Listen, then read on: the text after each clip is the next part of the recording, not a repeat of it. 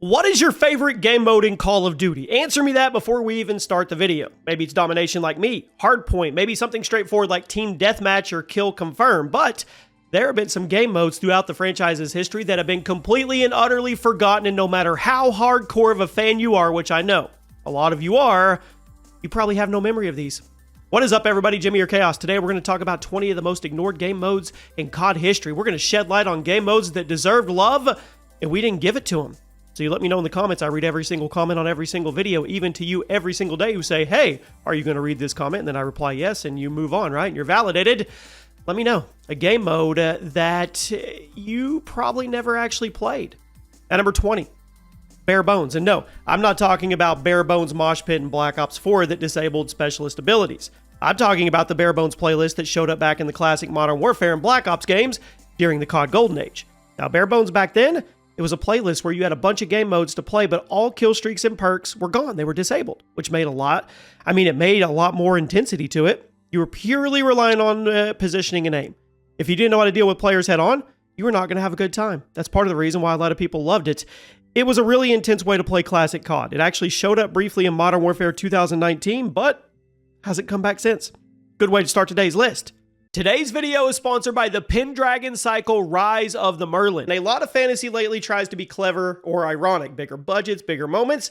Sometimes the story gets lost. Well, the Pendragon Cycle Rise of the Merlin takes a more serious approach. This is not another King Arthur story. This is set before Camelot, before the Crown, when Britain is divided and close to falling apart, and belief plays a real role in how people make decisions. Merlin is treated as someone who actually shapes events, not a side character or a joke, but a figure whose choices and beliefs have actual consequences. It's a 7-episode cinematic series filmed across multiple international locations with full-scale battles, grounded production design, and an original orchestral score made just for the show. The tone, it stays serious the whole way through. It's not trying to modernize or undercut the story at all. It just lets the legend play out on its own terms. So check it out when you have a chance. The Pendragon Cycle is available now to stream on Daily Wire Plus, and the link is in the description. At number 19, Team Tactical. I think this was always a fun time back in the day. Team Tactical was a playlist where the team sizes were smaller than usual, usually 3v3, 4v4, and it would cycle through your various objective-based game modes. The intention here was that you'd be talking to your teammates and taking the game more seriously than you would in proper 6v6 public matches. Now, obviously, this game mode didn't really serve much of a purpose anymore once proper rank play was introduced, but in most of the classic COD games like Black Ops 1, Modern Warfare 3, it had a huge community. Team Tactical playlist was a fun way to shake up the COD formula. It was a fun way to play with people who wanted to take the game a little more seriously. And since we're talking about Team Tactical, at number 18, third person Team Tactical. I think this was supposed to be Infinity Ward's answer to the popularity of Gears of War at the time, but it ended up being a weird part of COD history that nobody talks about except for me right now. Third person Team Tactical was a playlist in classic Modern Warfare 2, where it was just the Team Tactical playlist, but everyone was playing in third person instead of first. This was the first time that Call of Duty ever let us play in third person.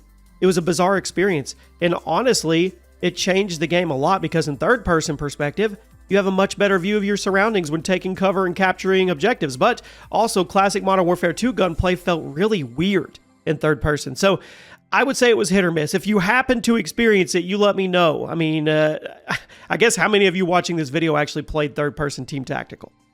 At number 17, Veteran.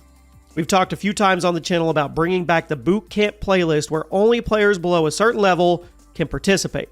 But who here remembers the Veteran playlist? It was literally the opposite of boot camp, where only players above a certain level could participate. It's basically a way for the more skilled players to face off against each other without there being a formal ranking system like in League play. It was pretty interesting, but obviously it only showed up once or twice before being formally replaced by rank modes. But if you were actually someone who played in the Veteran playlist back in World at War, we can be friends.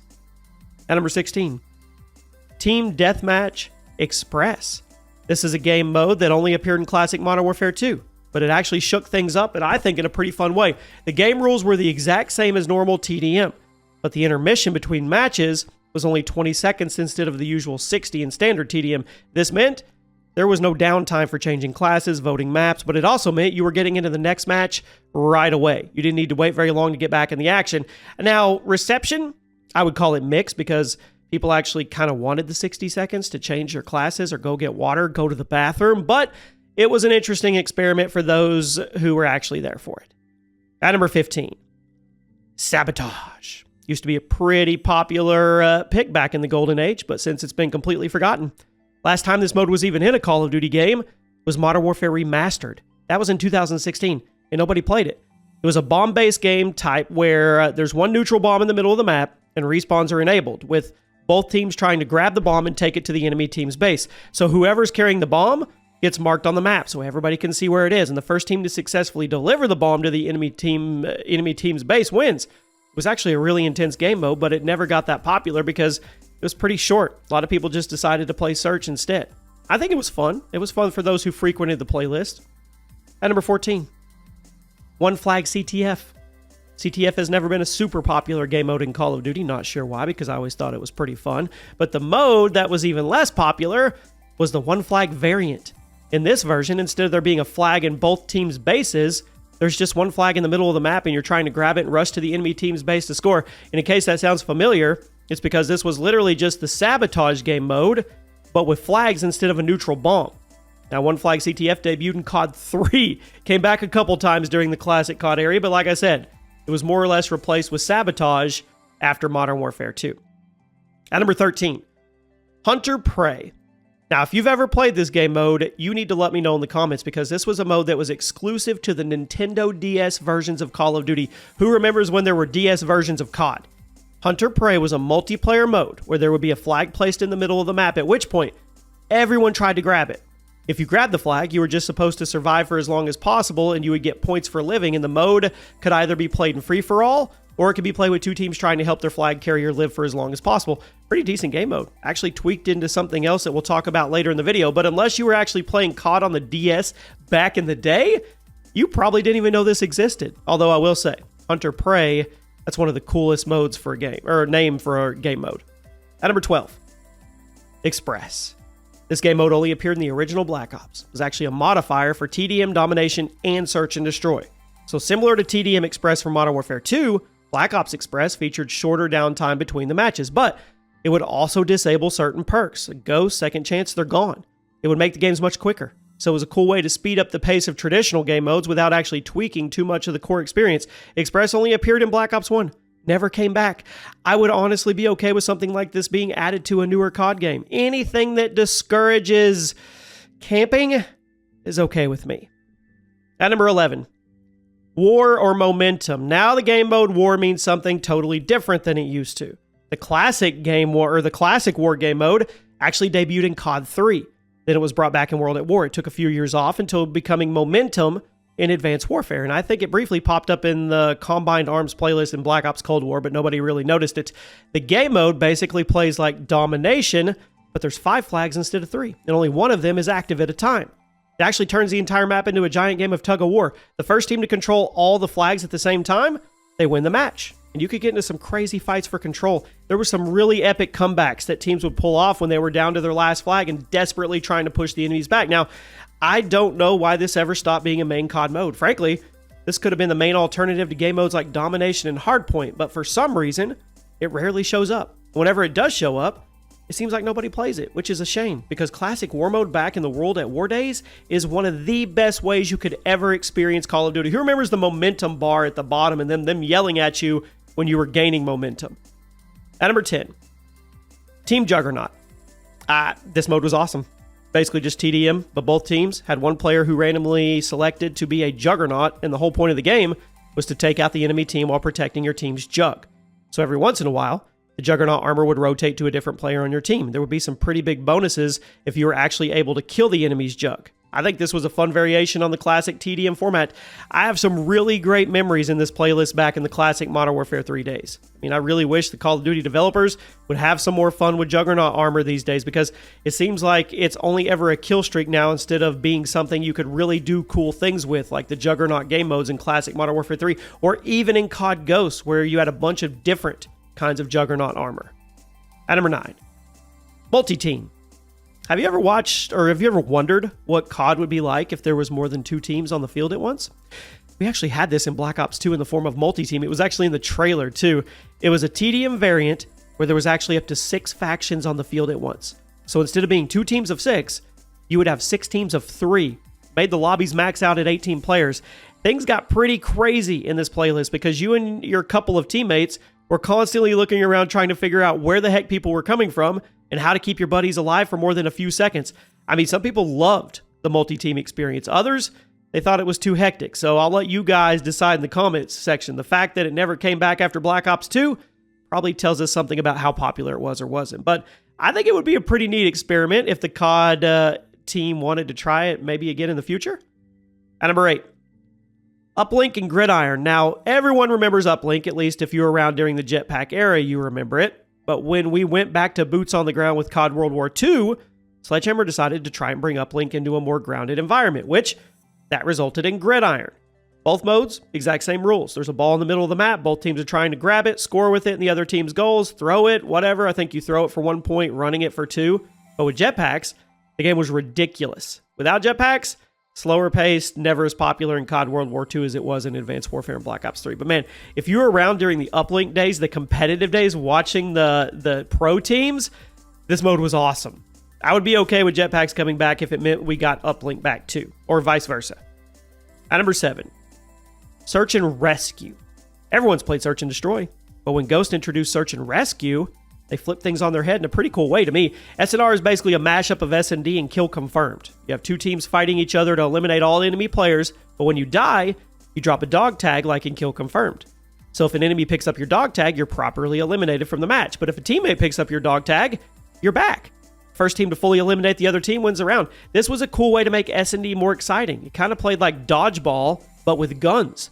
Search and Rescue showed up a few times, I think, after Ghost, but it wasn't popular for some reason, which to me is weird because I feel like it was super popular in Ghost. I think it's strange to me when a game mode is really popular in one COD game and then it's totally boring in another. At number 6, Team Defender. Remember Hunter Prey from the DS games? Remember how I told you that game mode was tweaked into something you may have actually experienced in the mainline games? Team Defender. Introduced in classic MW3, popped up a couple times after that in later games, and the whole point of the game was for 2 teams to fight over control of a neutral flag in the middle of the map. Now, the team that controlled the flag would get points for scoring points or assists while holding it. The other team was simply trying to kill the flag carrier and start scoring for themselves. It was a very interesting and more strategic variant of Team Deathmatch. I always thought it was one of the most underrated modes in COD history. Having to defend specific people on your team made the matches way more tense, and there was some really cheesy strategies that people came up with on certain maps. I mean, to keep their flag carriers safe. Now we arrive at the top 5. Arms Race. This mode showed up in Black Ops 2, then poof, gone, never came back. It would play like normal TDM, but kills would be worth 150 points instead of 100, which meant there were score streaks coming in all over the place. It made the match pretty crazy. So even though it was playing like normal TDM, people were constantly spamming the lower tier streaks, UAVs, hunter-killer drones, care packages, lightning strikes. All those took 2 to 4 kills to earn. Arms Race got wild, and some people even got cheesier running hardline on top of the default score boost, so that way they could get streaks basically every other time they killed somebody. It was pretty ridiculous. It seemed like the kind of game mode that would be really popular in Call of Duty, but like I said, it never came back after Black Ops 2. At number 4, Money in the Dank. This was a community game in classic Modern Warfare 3 that never came back after that game, but had a very loyal community in that game. Basically, it was Sabotage game mode, but when somebody picked up the bomb, they would be turned into a juggernaut, which made them way harder to kill while they were stomping to the enemy base. But it also meant it took them freaking forever to actually get to the enemy base, which made things pretty crazy because there's a 1-minute timer on the bomb. So this mode very quickly turned into a frantic game of hot potato as both teams tried to defuse and rearm the bomb while also magically turning the juggernauts and trying to drag the bomb to the other side of the map. It was a fun game mode, and it never came back after Modern Warfare 3, and I gotta ask, why? Why? This was one of the most purely fun game modes in COD history, and it's just sitting there on the shelf on all those classic Modern Warfare 3 game discs, rotting away. At number 3, Blitz. This was a game mode that only appeared in COD Ghost, so a lot of you probably never experienced it, but it was surprisingly fun, and I don't know why it didn't come back. Blitz is basically like Uplink, but instead of trying to run a ball into an enemy team's goal, you're trying to run yourself into the enemy team's goal. So both teams would have people sitting back and picking off enemy players trying to run into their goals, while other players on their team would just be making mad sprints across the field, bobbing and weaving like they're trying to get to the finish line of a football game. Honestly, kind of crazy that this game mode existed in COD Ghost because This was a very fast-paced game mode, and Ghost was not a fast-paced game, so I really don't know why the mode never caught on outside of Ghost. I would love to see it back. It played really uniquely. If you go search up MLG or COD Pro Ghost matches, look up Team Caliber Ghost matches. They were insane. Or Blitz matches, I mean, in Ghost. And number 2, Reinforce. It was introduced in COD Ghost, then it was brought back in Infinite Warfare and Modern Warfare 2019, but nobody played it. And I guess for some reason, I don't know. I thought it was fun. I was pretty crazy that Infinity Ward actually came up with a fun game mode, but whatever. Giant mashup of Dom, Search and Destroy, and Search and Rescue. 3 flags around the map, just like Dom. And if somebody gets killed, they'll go into spectator mode until somebody on their team captures a flag or respawns him. So if a team controls all 3 flags at the same time, they win the round automatically. And if all members of a certain team are dead at the same time, they lose the round. But here's where it got weird. If you were down a teammate or 2 but only had 1 flag to capture, how do you play that? You won the round if you captured all 3 flags, but does that mean you should just dive at the flags and risk putting your team in the hole? Or do you want to capture the flags until the other team is down a man or 2? It was strategic. That's probably why I didn't catch on with a lot of players, but I do commend Infinity Ward for coming up with something this elaborate, and it was pretty fun. And at number 1 today, Frontline. Who remembers when Infinite Warfare was hyping up a new game mode called Frontline, and then the game came out and everybody immediately forgot it existed? I mean, I guess Frontline, I think it's in COD Mobile, and they tweaked it, but does anybody play it?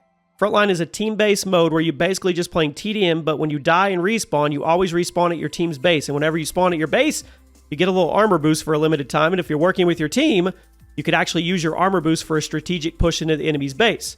I mean, it was actually kind of interesting as a way to play COD TDM, but nobody was playing Infinite Warfare to begin with, which meant this new variant of TDM wasn't getting played either. I mean, interesting shakeup. Honestly, I commend the COD devs for doing a lot of unique things here. I mean, there's only so much you can do with TDM, and they figured something out. So there you go, my friends. Let me know a game mode that was ignored or forgotten, and I'll see you soon.